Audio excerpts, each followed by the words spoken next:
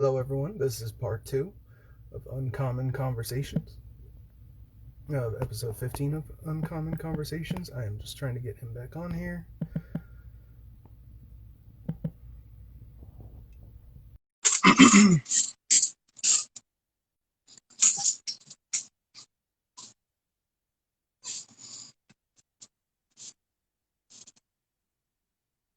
Hello, sir. Ramadan. I like that name. That's funny. Ramadan.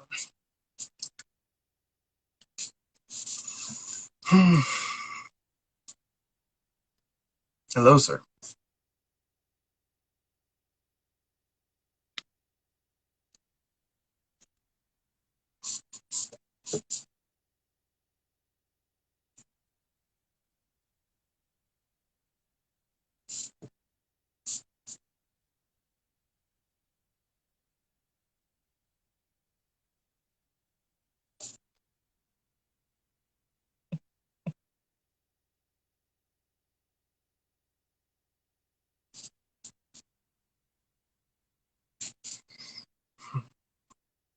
I'm just going to keep trying to get him on here until it goes through. There we go. We got you. All Yes, right. sir. Yes, sir. Yes, sir. Uh, yeah.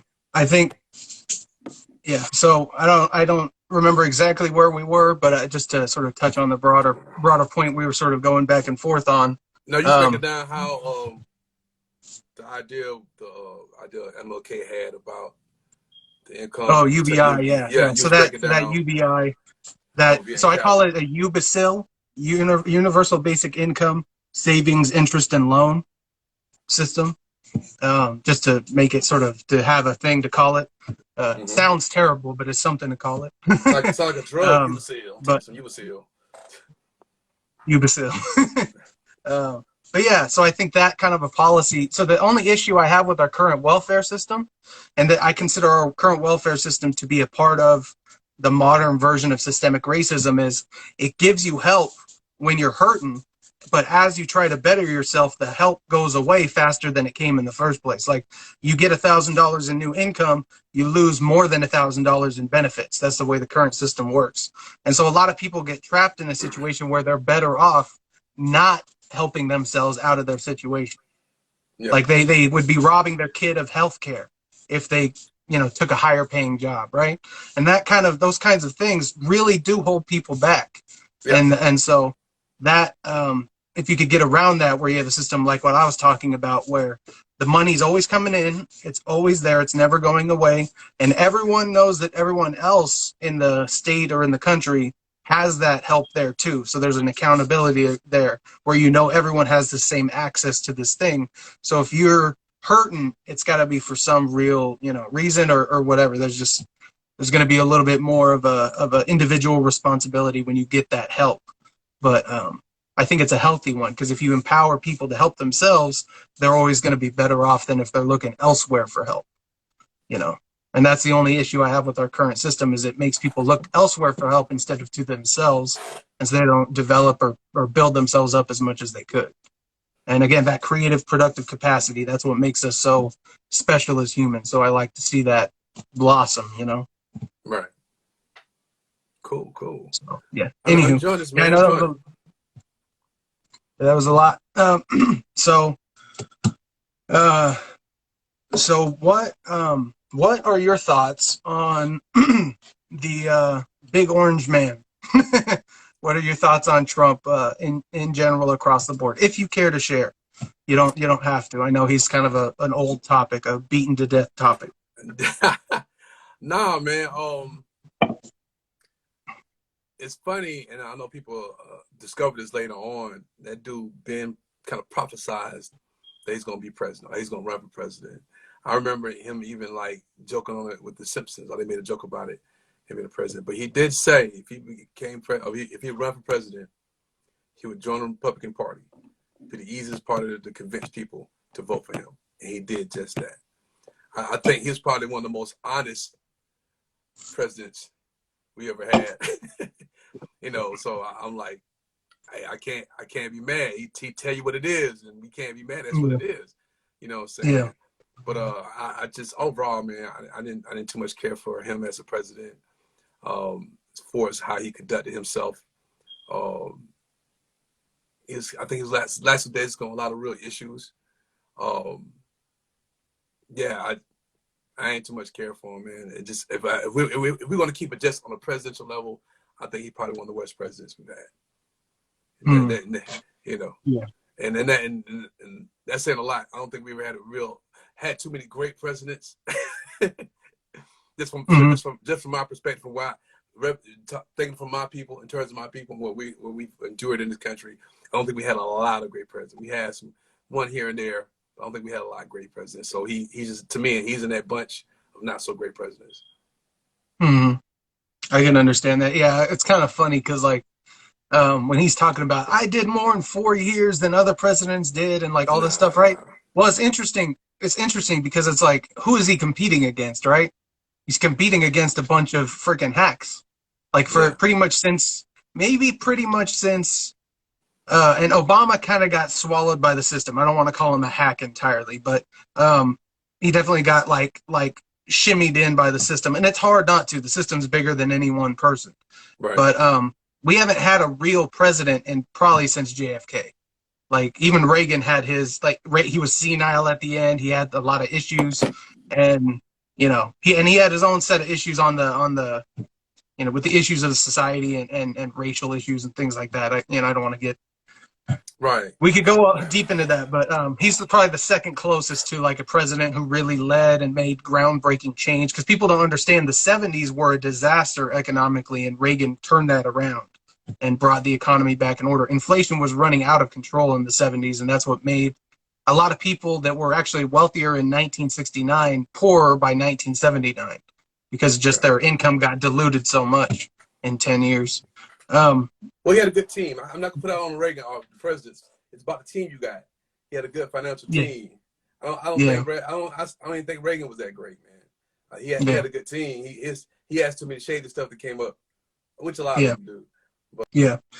With the Trump thing, okay, it was interesting going into it, huh? No, I you thought you. said Uh, no, you talking about JFK? I oh think he yeah, I was. was talking about I was saying JFK. JFK was probably the last like really great president that was. We were fighting the beginning of the Cold War, and we were economically prospering, trying to go to the moon. Like we were doing some good things. I don't like when you say a great president, like it's hard to say they're a great person and to like try to mix those two things together, because I don't know I assume most of these people aren't good people. Right. But on the Trump front, I feel like so I voted for him in 2020. I did not vote for him in 2016. Okay. I voted Libertarian third party, but I would have voted for him over Hillary. So my calculation in 2016 was this: with her, we knew that she would keep the system running as is. She was very much her main selling point was experience, right? Not accomplishments, experience, which meant she was there. She knew how the system worked. She'd work, and somehow she'd finally make the system work for the people. And I was just like, yeah, it's just we're signing off on one more, like you said, the two parties are similar, right? In that sense, I felt like we were just signing on to more of the same. With him, there was at least a chance at independent thought and something different, and so it was a gamble. And I said at the time, like, there's a 5% chance he's Hitler, there's a 50% chance he's okay, and and whether it's justifiable or not, I was willing to make that bet and say, the chance at something different is worth it, because I didn't think he would end up being a Hitler type of figure. He has a dictator type of personality, and the way he approached his speech, absolutely. But in America, it's very hard to be a dictator because of the way the system works, and it limits your ability to just dictate how things operate. He can make a lot of changes within the way the executive system worked, but it was mostly rhetoric, and on the foreign policy front is where he could really push things and try to make things happen. And he did. We had trade deals. I don't know if you heard about do you know about the Abraham Accords? No, but he's a businessman. I'm not surprised about that. Well, so the Abraham Accords were multiple Muslim majority countries that made deals to open up and be friendly with Israel. He did some deals like that. So on the foreign policy front, he was able to make some things happen. And I like his tax bill fundamentally. I think it moved things in the right direction. One little part of it that most people, in my experience, don't know about is the opportunity zone. So it was a provision where if the governor designated this area as economically deprived or poor or just hadn't had a lot of investment, it would be called an opportunity zone. And so anyone who's an investor that invested and held their investments in that area for 10 years or more would get would pay no taxes on that gain in their investment. And that created a huge wave of investment in poor communities that was like about $100 billion the first year. And what we saw in terms of income, not in terms of GDP, not in terms of inflation or all the other metrics, but in terms of just income of individuals, income of families, households, we saw insane gains for the Black community, for the Hispanic community, for the communities across the board. The way I did a video on this, how Trump helped economically the black community in terms of, so the measurement is median household income. That's what we're talking about. Under Bush, you guys lost ground. You guys actually lost money under the Bush administration before the crash. Before the crash. So this has nothing to do with the crash. That's how bad he was. So screw Bush. Yeah. Bush is terrible. Yeah. Clinton, you guys, the black community gained $2,000 a year. And under Obama, it was about $400 a year. Or sorry, no, it was $1,000 a year. Sorry, $1,000 a year under Obama, $2,000 a year under Clinton. Under Trump, it was $4,000 a year. It was twice Clinton and 4 times what Obama did for the black community. Or no. I'm mixing up because I did the numbers for the Hispanic and the black community. Okay. It was 4 times Clinton for the Hispanic community, 2 times Clinton for the black community. And then I don't. Anyways, so he did really well. That's the point. I'd have to go and like look up the numbers again to give you the best representation. I got too much stuff up here to keep all sorted. But I got you. But I did videos on my YouTube channel, so that my YouTube channel is UnCommon Ground. If you search the 4 letters UCGP, all my stuff comes up. If you look up the YouTube directly, it doesn't come up. And I have a bunch of videos on there, but it was what did Trump deliver for the black community? Did Trump deliver for the Hispanic community? And I talk about economically what he did. And then I also talk about the First Step Act, which allowed prisoners to get out of prison early by participating in programs that are proven to reduce recidivism, which basically means, are you going to go back in jail? There are certain programs that help reduce the likelihood that people would go back into jail. And he gave them an access to getting off early by using those programs. And so that's sort of a criminal justice type of piece of legislation as well. So he did deliver. Now, he was an asshole as much as you're saying he is an asshole, like straight up. No arguments there. Well, here's my thing with that, though. Here's my thing with information. It's old country saying, man, to make the biscuits, you got to grease the pan. So I say that to say, I think he was trying to set himself up for a re-election. And if you want to get popular with the black folk, give us some money, get us out of jail. So I think, like all politicians, those are tactics to kind of steer people in, or lure people in to vote for you. Because I don't think it was done out of a good heart. I don't really care about these people, so I'm gonna give them the most money, more than Clinton, more than Barack Obama. So I don't. So a lot of people sort of. So I assume politicians don't give 2 shits about me, and so I just judge them on what they've actually done. I don't know. I don't. I understand that there's that like humanity sort of angle that you want to take on it, but at the end of the day, to me, it's a job. It's a job that needs to be done. So I don't give a shit if you care about me, if you're doing a good job. And my philosophy very much, I talked about like the system is anti-poor, right? The system is holding people back. If there were more black lawyers and more black doctors and more black teachers and more black, like if there were more affluence and money in the black community, and so you had all of these byproducts of that, you guys would have better legal representation. You'd have better health care. You'd have better, all these things. So it's all a byproduct of the finances. So to me, that is the crux of everything. You know, if you guys were twice as wealthy as you are now, a bunch of your guys' challenges and problems go away immediately, and then some of the other ones go away with some legal action. You know, with Yeah, better, black lawyers out there, fighting the good fight instead of just taking the big paycheck, which unfortunately many lawyers decide to just take the paycheck instead of actually helping the community. So that's a yeah, broader issue. But yeah. It's a um, crazy thing, man. It's a but crazy I thing. see you, man. I absolutely see you on the idea that those things do not make a good president necessarily. No. You could still be an evil monster and do those things. You could still be bringing people into your sphere of influence and doing those things. I just think the predictions about how bad Trump would be were there, and I didn't see them follow through into actual action or manifestations. Like the Russia thing, the whole Russia investigation. That was 2.5 years. It didn't really produce anything, and then we had the multiple which like the Russians definitely interfered in 2016. That's not a question. Like they tried to mess with Right. things, but mostly they did it in an even way. They're just trying to stir up. If you believe that the angle of Russia is to try to create havoc between Americans, which I believe that is their goal, it worked. It really worked, and our system went with it. Our system did 2.5 years of an investigation into one of the major political parties, like candidates, for whatever reason. And like that's a big jump, you know. And like Right. imagine if Obama had been investigated upon coming into office. And like they were like, and for 2.5 years they were like, what if the government was saying he's a Muslim asset instead of just random, white racists or Christians that are concerned being like, he's actually a Muslim? What if it was the government trying to like push that kind of a thing forward? Right?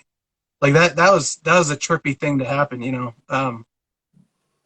And Yeah, so but like, but it's so crazy. But he wasn't Muslim. He just had a Muslim name. He wasn't yeah, Muslim at all. You know, yeah, I think I feel what you're saying, but I think that's a lot different because those things are used, and I do feel like racism played a little part in that because he was this president of African descent, and he was killing the game. Which we can go on a whole other conversation about who really gets selected or not, but as far as the face of America, we seen this black dude about to be president, and they were throwing everything at him. You know what I'm saying? yeah, Everything. yeah. I'm like, really? This is Well, ridiculous. see, here's the thing. I think there's so much that he could have healed and that Oh he yeah, no, was he could have done trying a to lot heal more. at the beginning.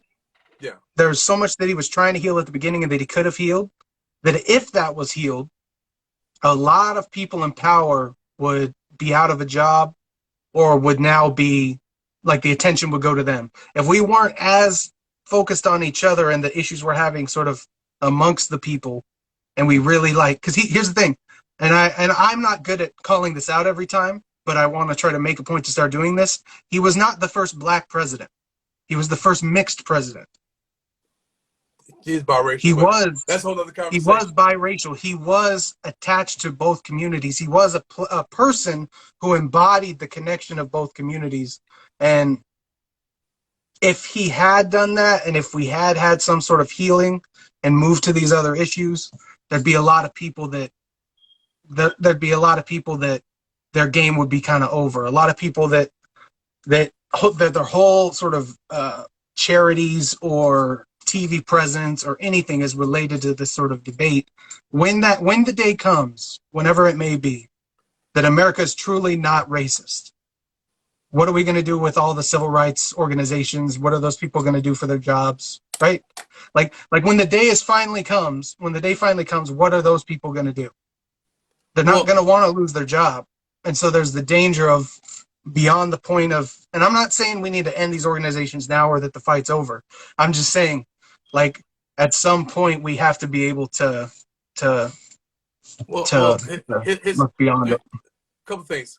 Let me go back and I'm gonna address what Boss Lady said. Um, Obama was not technically a Muslim for his practices.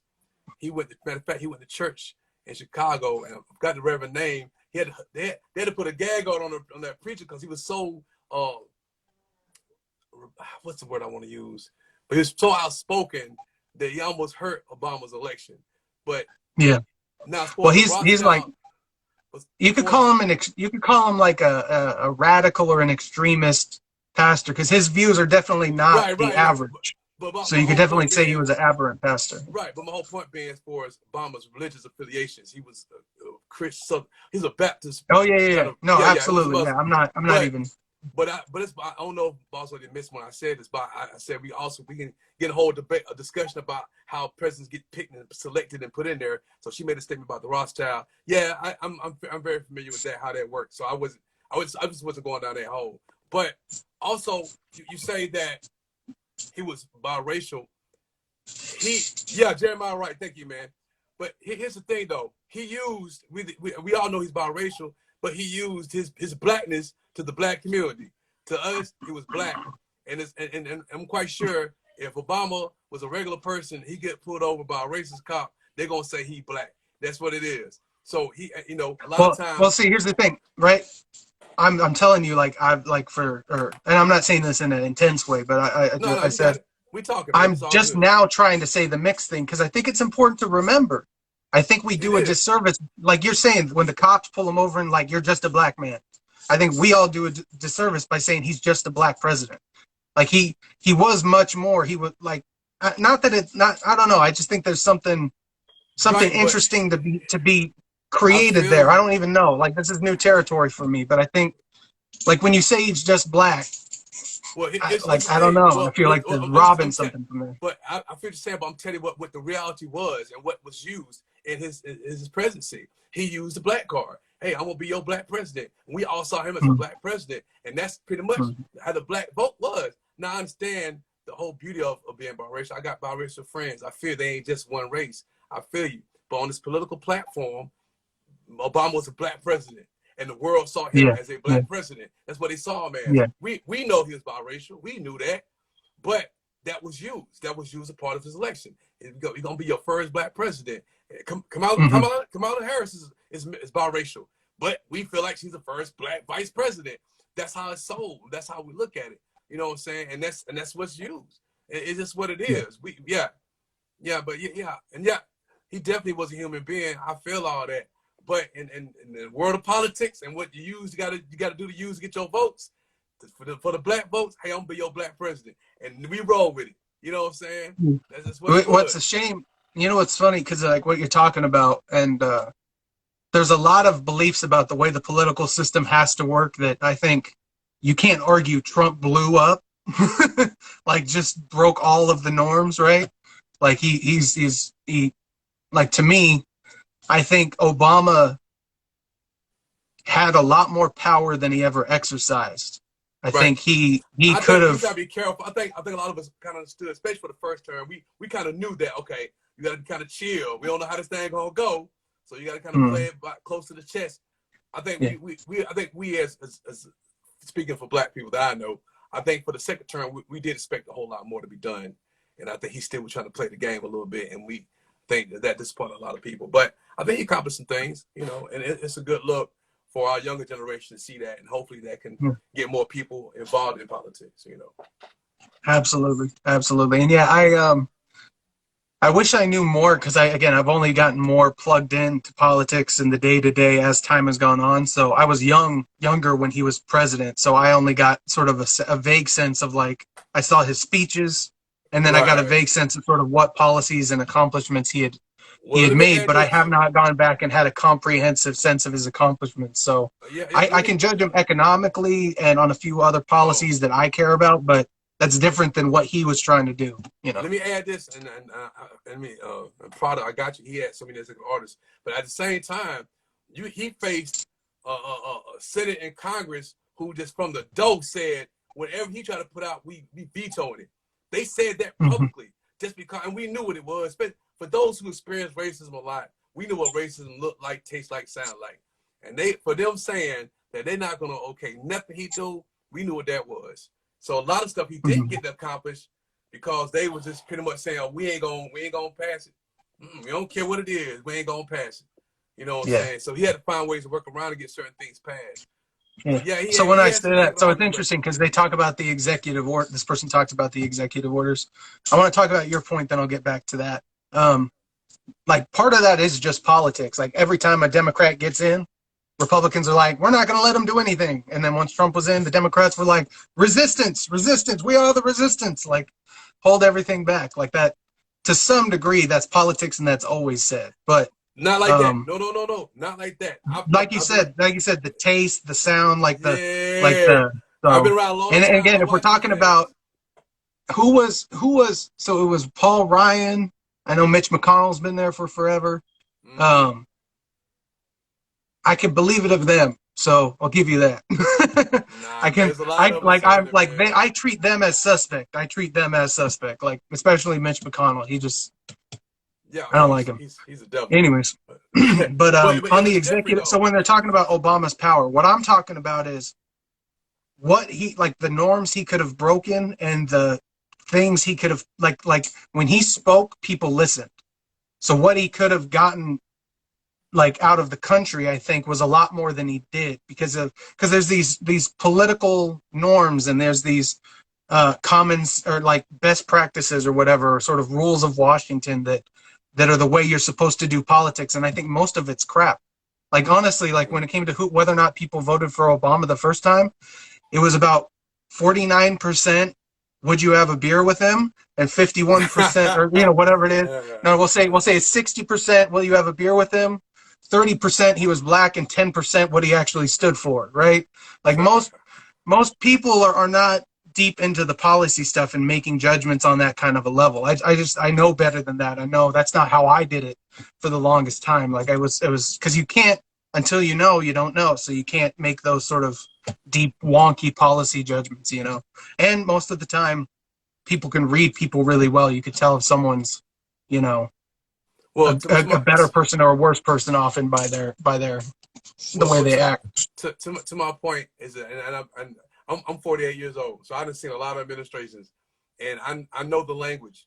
I know for a fact what you're saying. The Democrats gonna say something bad, or the Republicans gonna say something bad. Whoever's in office, they say it in such a way though, it's not condescending. It's not we're gonna definitely closely examine something to get passed. They're worded differently, but Mm-hmm. they plain out saying we're not gonna pass anything that man put out.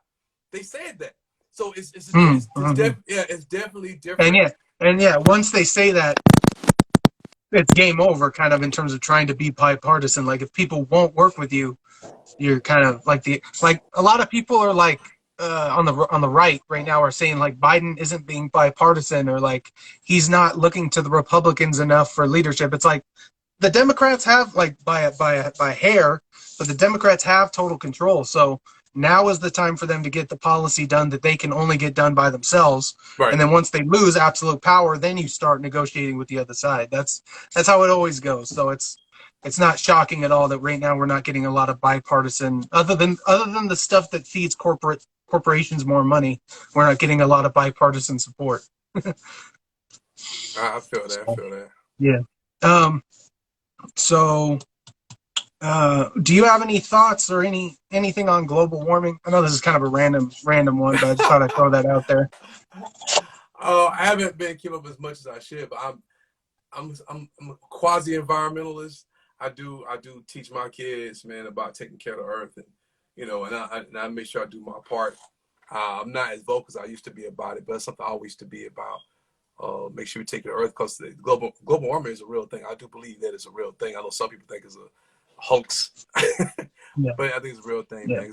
And I'm definitely all about the planet. I tell people all the time, we can talk about saving the world and save everybody, but you don't save the earth, and none of us gonna be around. Period. yeah, So absolutely. I believe, yeah, like, yeah, whether you want to ground it in that sort of common sense, environmentalist position, like obviously if our environment isn't doing well, we're not going to do well. right, Also, if you're a Christian, you should believe that we're put on here to be the shepherds of the earth. Like we're here to watch after this stuff, not just be here to consume and take. Um, right. but on that note, and I have a whole video on my YouTube channel, and it would take a long time to get through all of the details. And again, I haven't dealt with this data recently, but there's one point that I think is signature to sort of taking this whole climate change discussion to the next level. Or 2 points. I'll make 2 points. One is climate change goes both directions. Like it can go ice age or it can go really hot. And Mm-hmm. so the issue of global temperature regulation and the top issues related to how that works is how we need to sort of understand this for the long run, not just what causes the heating, but what causes the cooling and how do we find that optimum middle ground. That's one thing. And the other thing is a great little stat. Um, every year, nature sends up 800 billion tons of CO2 and absorbs about 790 billion tons of CO2. Humanity across the board in total, 40 billion tons of CO2, or about 5%, 1/20th of the overall system. So that means two things. One, even if we completely eliminate our CO2 emissions, we still have a big problem on our hands because natural emissions are accelerating as well. But also, increasing natural absorption from nature 5% is a lot easier than reducing our usage of CO2 by 100%. So if we can get some reforestation, get some pull back our agriculture. Agriculture is the main thing that's eaten into natural environments in terms of land usage. If we could pull back our 2D use of agriculture, then we can reoxygenate the atmosphere and bring things back into more of a balance and without having any economic consequences. The way you do this, so I'll just bring it home. The way you do this is by giving a tax credit to the 3D farming industry. So the issue is this. So if we can turn it to this and go vertically instead of just two-dimensionally, we can produce more food per square yard or whatever. And so we use less, and then we'll pull back from nature, and then nature will progress and we'll rebalance this. And I guess I'll end it with this point. This is a 100-year issue. Like the European or the United Nations and all of our various organizations that handle this are looking at it in terms of by the year 2100, what is going to happen? So it's not a 10 years from now or 5 years from now or 15 years from now, we hit some point where everything is now beyond help.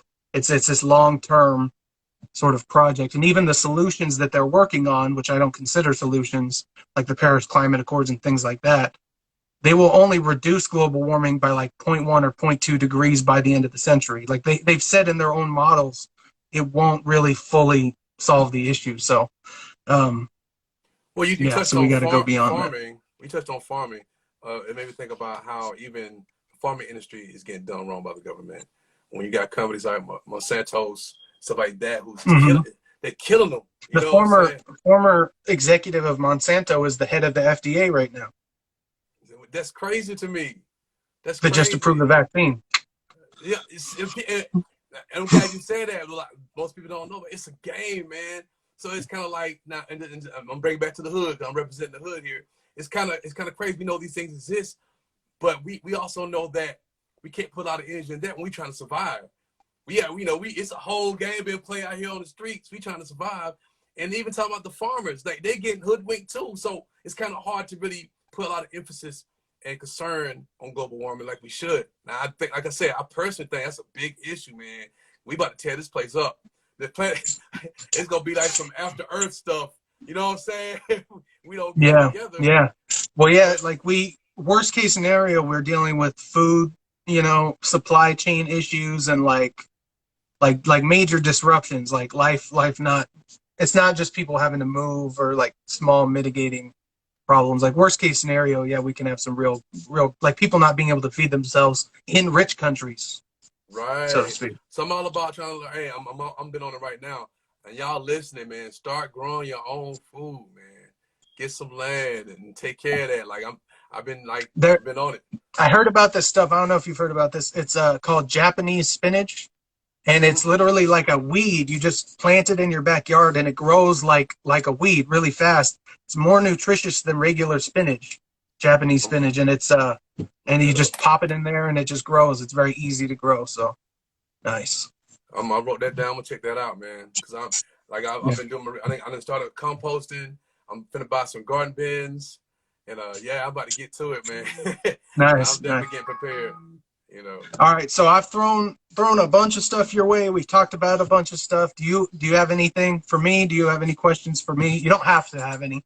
I'm just curious. Nah, man, I'm enjoy it, man. I don't get to have these conversations a lot, and I'm all about listening and learning. I know my perspective ain't always the right perspective, but it's our perspectives. And I believe any conversation you have with somebody, you got to leave with something. If you Yeah. don't leave with something, you ain't have a good conversation. You know what I'm saying? Yeah.